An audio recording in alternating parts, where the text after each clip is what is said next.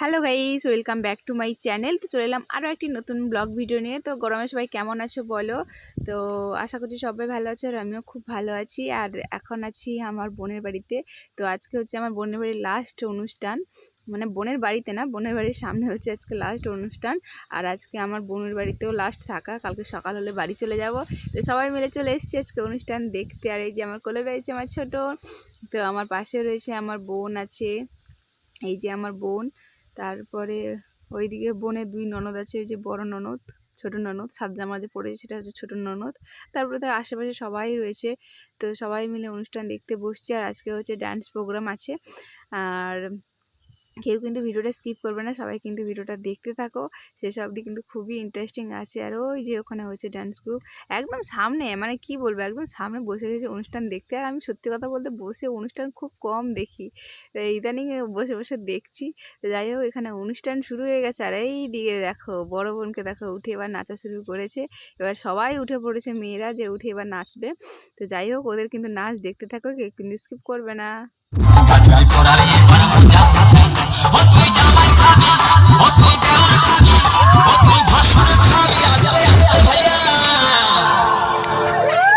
দাদা এবং মায়েরা বলুন তো, জামাই খাবি, বিটি খাবি, দেওয়ার খাবি, ভাসুর খাবি, সব খাই দিল একটা ঝিঙ্গার জন্য।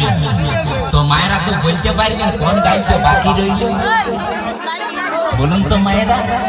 ও তুই ভাতারে খাবি, হরব ধরব, ওই আমার ঝিঙ্গাটা হাতে করলে ছুটি গো, আমার ঝিঙ্গাটা হাতে করলে ছুটে, আমার ঝিঙ্গাটা হাতে করলে ছুটি গো, আমার ঝিঙ্গাটা হাতে করলে ছুটে।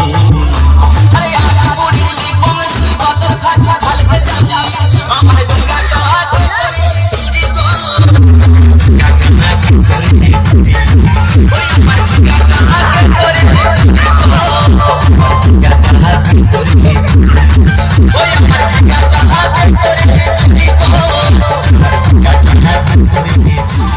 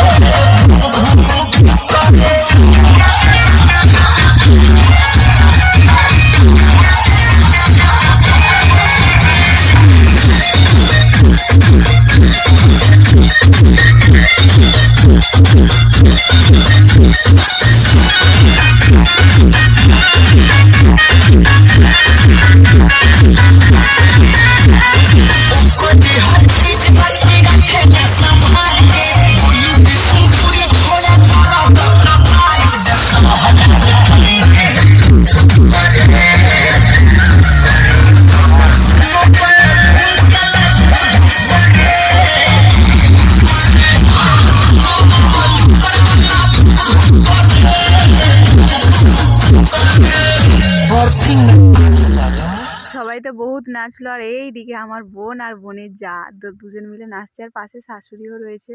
তো কি বলবো, এরা যে এত মস্তি করতে পারে যে বলার মতো না। সত্যি কথা বলতে একটা জিনিস কি বলতো, একটা জিনিস খুব ভালো লাগলো, এখানে প্রত্যেকটা বউরা পর্যন্ত টাকা দিয়েছে তারা নিজেরা মতো মস্তি করবে বলে, মানে বক্সের সামনে নাচবে বলে বউরা পর্যন্ত টাকা দিয়েছে। তাই জন্য কেউ এই মেয়েদের সামনে আসেনি, আর বক্সের সামনেটা পুরো ছাড় ছিল।